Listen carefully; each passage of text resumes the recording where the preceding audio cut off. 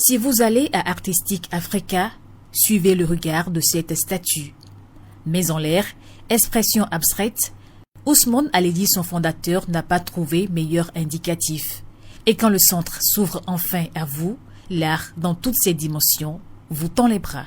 C'est pensé pour être comme un chaudron, où quand vous rentrez là-dedans, si vous sortez d'ici médiocre, c'est que vous avez été très paresseux. Et il n'est pas possible pour vous de repartir d'ici avec des faiblesses, parce que tout est là. Et dans ce chaudron, les disciplines se valent. Les arts visuels et la sculpture occupent aujourd'hui une place de choix.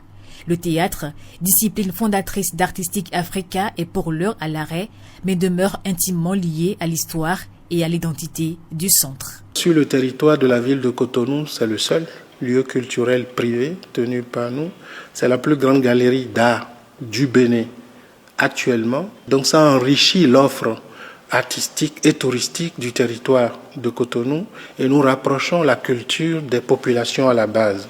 Le centre fonctionne comme une véritable industrie culturelle et créative tournée vers la production, la formation et le partage.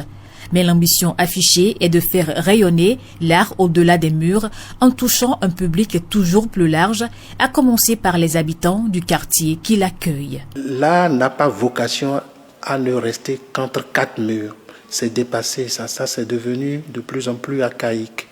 Et la ville de Cotonou, je pense, manque d'activités d'animation artistique dans les quartiers. Nous sommes disposés à porter nos créations, nos activités vers les populations dans les quartiers. Donc un lieu culturel sert à ça aussi.